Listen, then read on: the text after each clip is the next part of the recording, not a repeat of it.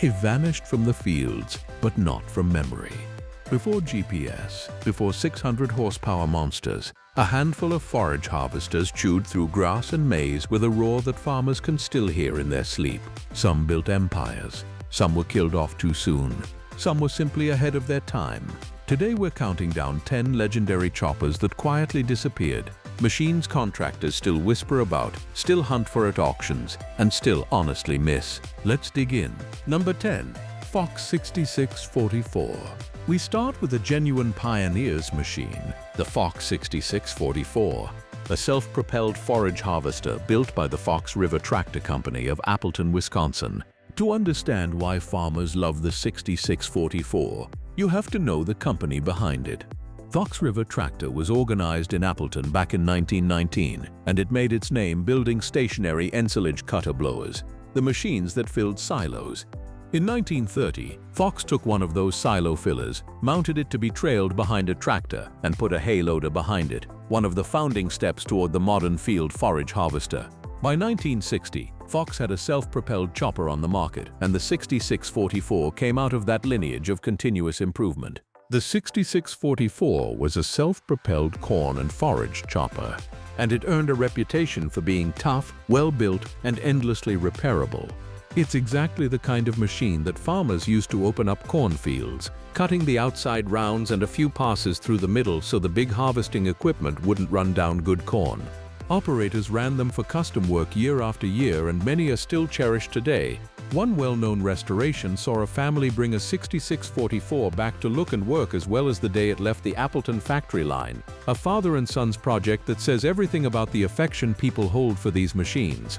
Sadly, the Fox story ended the way too many independents did. The founding Saberlich family sold out in 1970, and the firm became the Fox Tractor Farm division of Kering. Kering sold the assets to Piper Industries in 1981, and in 1986 Piper passed them to the Hineker Company of Mankato, Minnesota, which shut the operation down. Fox forage harvesters were not manufactured after 1986, but the 6644 refused to die quietly. Well-kept examples kept chopping for decades, and restored units still turn up at shows drawing crowds.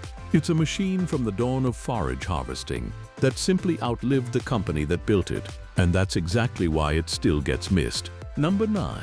New Idea Uni-System 702. Next up is one of the most fascinating machines ever pointed at a field, the New Idea Uni-System 702. The Uni concept was born with Minneapolis Moline, which introduced the Uni-Farmer power unit in 1950. The idea was brilliant in its simplicity: one self-propelled power unit and a whole family of interchangeable attachments. The 702, part of the New Idea line that inherited the design, was the machine that put that flexibility into farmers' hands. In the morning, it could run a combine head. Swap it out, and it became a corn picker, an ear corn husker, or most popular of all, a self-propelled forage harvester. The Uni-System had a wandering corporate life. Minneapolis Moline sold the product to New Idea, the Ohio firm famous for manure spreaders and hay tools. Later, White Farm Equipment bought Minneapolis Moline, and later still, White bought New Idea, quietly reuniting the Uni-System with the company family it had drifted away from. For a mixed livestock and grain farm, the 702 was a dream on paper. One engine, one platform, one machine to maintain, and the ability to move from chopping silage to shelling corn as the calendar demanded. Contractors did serious custom work with them. The 702 in particular became a well-known workhorse in dairy country, running combine, chopper, and husker attachments across a single season. Farmers were split on it, and that's part of the legend. Some loved the versatility so much they never wanted anything else. Others found the constant swapping to be more hassle than it was worth and simply used their 702 as a dedicated chopper. Either way, it made a mark. Eventually, the market moved decisively toward big, specialized, dedicated machines, and the do-everything Uni concept faded from production. But here's what keeps the 702 alive in memory. Survivors are still out there.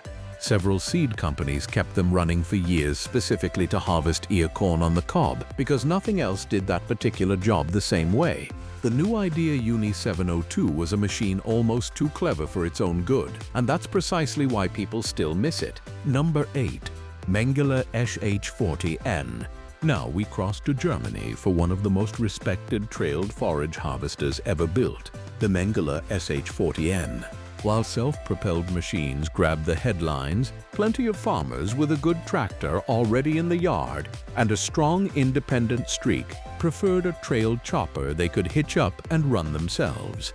The SH40N was the machine many of them chose, and it inspired a fierce loyalty that lasts to this day. What set the SH40N apart was its flywheel chopping design. Instead of a cylinder packed with knives, it used a heavy, large-diameter disc carrying both the chopping blades and the discharge paddles. That big spinning mass acted like a flywheel, storing kinetic energy and smoothing out the crop flow. When the machine hit a thick, heavy section of grass swath, the flywheel kept everything moving instead of bogging down. Mengele and its agents claimed the design needed around 20% less power to match the output of a cylinder machine, a serious advantage for anyone pairing a forager with a mid-sized tractor. It powered grass forcefully up the spout and into trailers running alongside, and it had a distinctive thrum all its own. In the UK, the SH40N was sold through Ruston's engineering company, Rico, and it built a devoted following among contractors and larger farmers. Alongside its smaller sibling, the SH25N, it was a benchmark for what a trailed flywheel forager could do. So why is it missed? Because it didn't disappear through any fault of the machine. The Baideal Group, which came to own the Mengele mark, ended up in liquidation around the late 1990s, which choked off the supply of new machines almost overnight. That's the cruelest kind of ending. A genuinely good, hard-working design pulled from the market for reasons that had nothing to do with performance in the field. Well-kept SH40Ns still surface today, still chopping, and the people who ran them will tell you plainly they'd take one back tomorrow. When the big manufacturers largely walked away from trail designs, the Mengele SH40N became a reminder of a time when a farmer could own his own chopper and still keep up with the neighbors. Number 7. John Deere 5460. Here's a green machine that a whole generation of operators learned on, the John Deere 5460. Launched in 1977 alongside the 5440, the 5460 was an updated self-propelled unit built at Deere's plant in Ottumwa, Iowa. It brought a genuinely useful advance to the operator, an electric clutch to engage the feed rollers and the front-end attachments.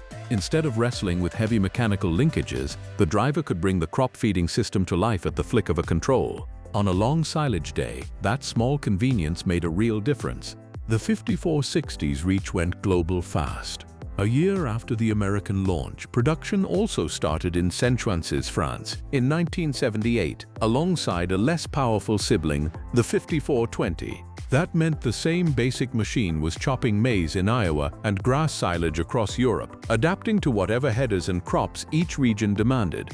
You'd often see a range-topping 5460 running with a 4-row maize header on the front, a nice reminder that, even amid fierce brand rivalry, the machinery simply had to get the job done. For a lot of farms, the 5460 was the machine that finally made a self-propelled forager both affordable and practical.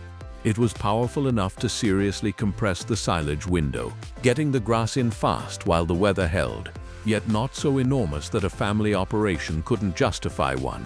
Deere's foragers of this era weren't beyond criticism.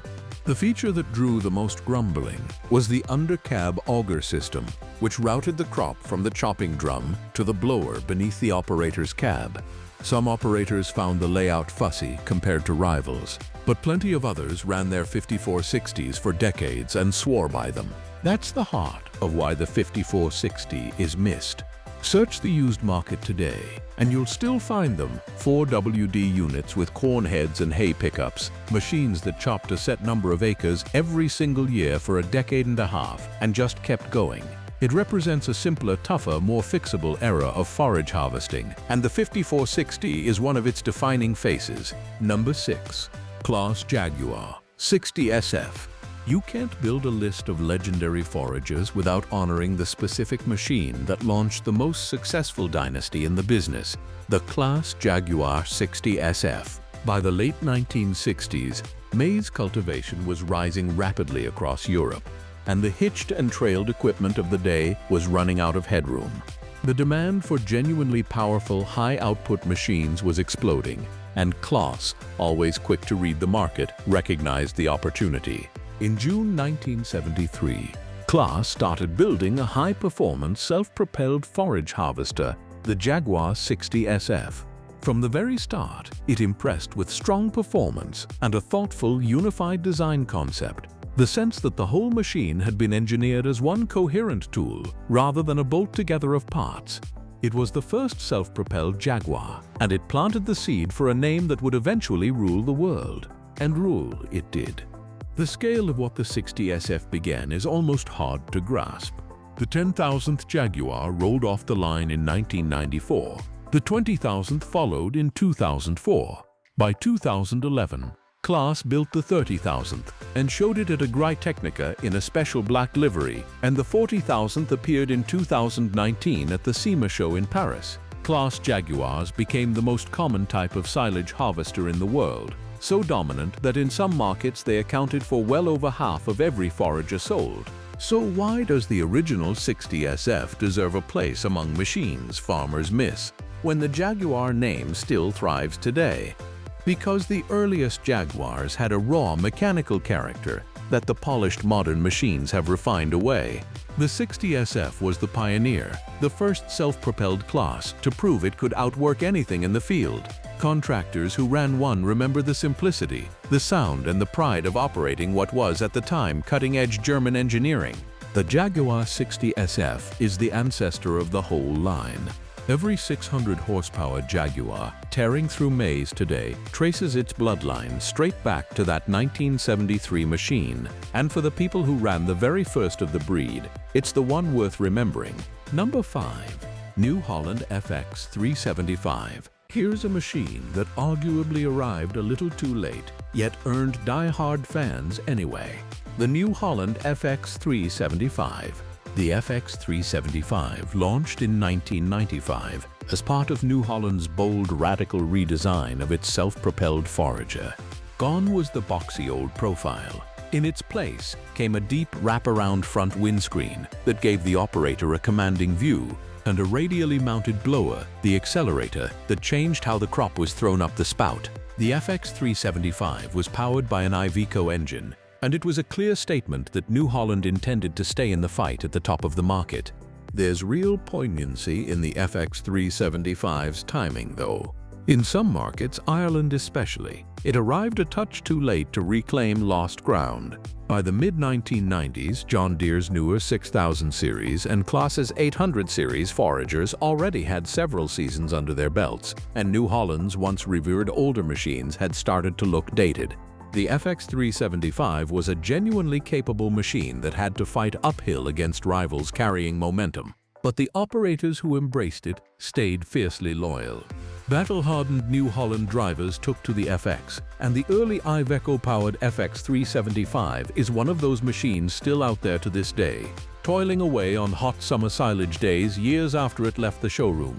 It anchored a family that grew to include the Caterpillar-powered FX58 of 1998 and later models, and eventually the whole FX line gave way to the FR machines New Holland still builds. That makes the FX 375 a kind of transitional hero, the first of a new-look generation, and part of the bridge between two eras. It carried the yellow flag through a tough competitive stretch, and the contractors who ran one remember a distinctive hard-charging machine that never quite got the credit it deserved. That underdog status is exactly what makes people miss it. Number 4. John Deere 5830. If the 5460 was the machine that made the self-propelled Deere forager mainstream, the 5830 was the one that made it comfortable, and it's remembered with real affection.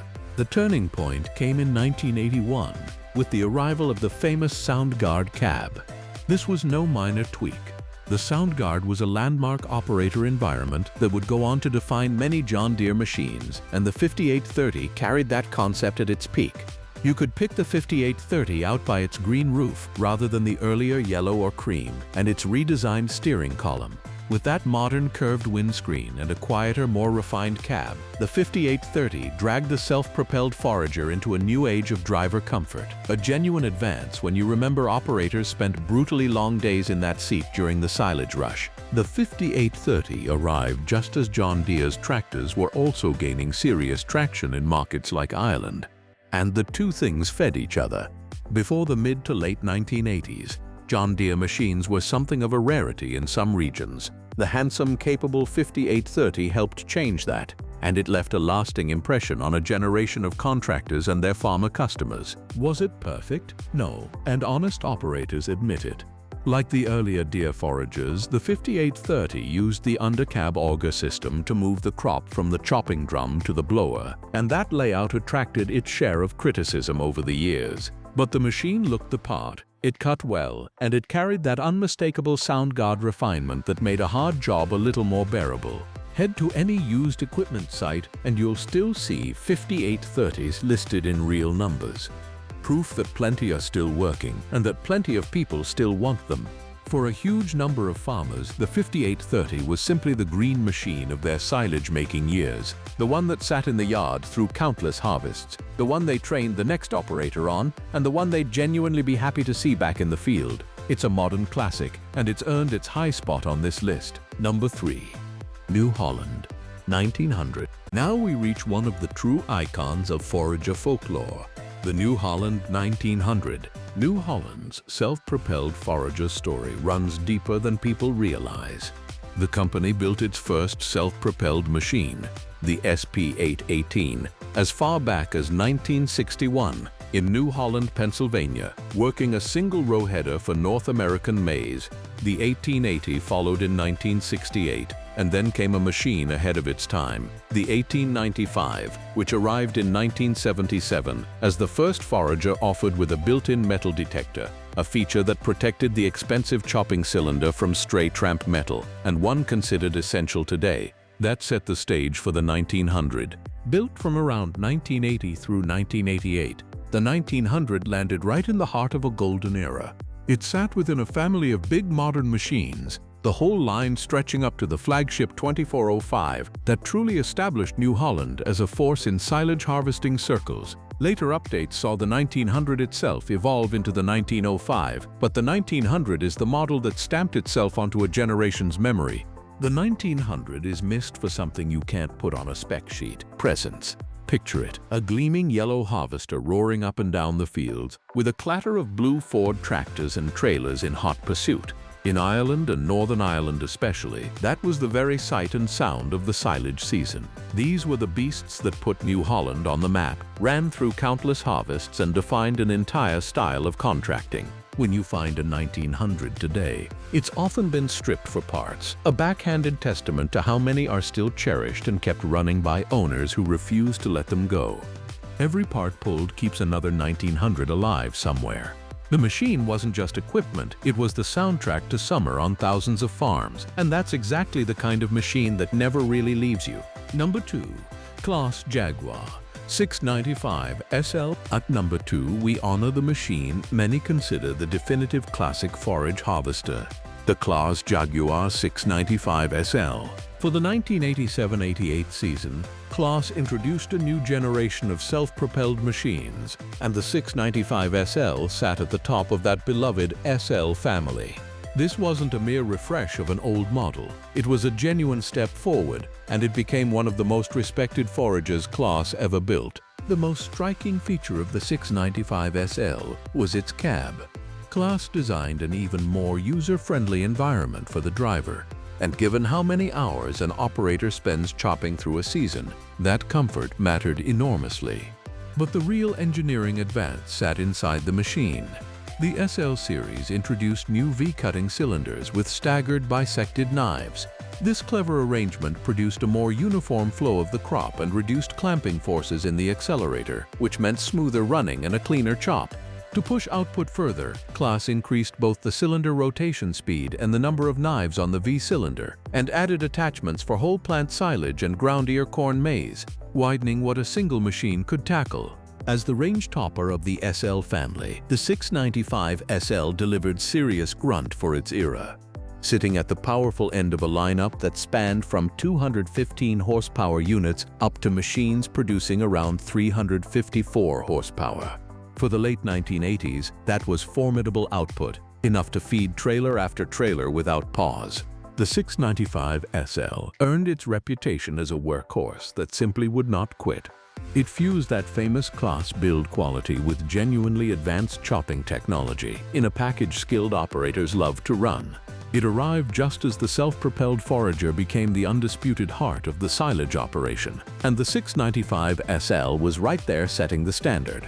Ask a veteran contractor to name the machine that defined their prime years, and a huge number will point straight to a Jaguar SL. It's the classic green Forager, the one still hunted for, still restored, still spoken about with a grin. That's why it sits so near the very top. Number 1. Hesston 7600 Field Queen. And at number 1, the machine descended from the very line that gave birth to the self-propelled forage harvester, the Hesston 7600 Field Queen. The Field Queen story starts in 1946 in Kansas when two college friends decided to enter the alfalfa processing industry. The crop was being cut with a tractor-towed harvester, but they wanted something better. By 1948, one of them, Van Horn, had built a self-propelled version, powered by a 6-cylinder Waukesha engine mounted above the rear axle. The improvisation was pure post-war ingenuity. Both axles came from Ford trucks, and the tires were pulled from redundant bombers, rebanded and repurposed for the field. Van Horn's mother suggested the name, and the Field Queen was born, built, fittingly, in a Kansas town called Maize, right in the middle of the Great Plains. The company quickly became a leader, not just in alfalfa drying, but in building harvesters that could handle a range of crops. It partnered with the Hesston Corporation, which was eager to break into the forage market, and together they dominated. In 1974 and 1975, with the addition of side dump and rear dump models, Field Queen was the largest forage harvester manufacturer in the entire world. That brings us to the star, the Hesston 7600 Field Queen. Introduced in 1975, it replaced the Field Queen standard and was powered by a 210 horsepower Caterpillar 3208 V8 diesel. It was built first at the Field Queen Division plant in Maize, Kansas, before production shifted to Hesston's main facilities in the early 1980s. The 7600 was the machine that carried a pioneering name into its most successful chapter, and it built a reputation for sheer unstoppable capability. But the Field Queen name is one we simply won't see in the fields anymore. A true American pioneer, gone from the market, yet the 7600 was built so tough that examples were still hungry for grass decades after they left the factory. It descended from the machine that invented the self-propelled Forager, wore the crown as the world's biggest maker, and then quietly faded away. That's why the Hesston 7600 Field Queen is the machine farmers miss most of all. So now it's your turn. Which of these did you run? Which one deserved to be number 1? And is there a forgotten forager we missed that still deserves its moment? Drop the model number in the comments. Let's keep these machines alive in memory. If you enjoyed this ride through forage harvester history, hit that like button, subscribe for more classic farm machinery deep dives, and I'll see you in the next one.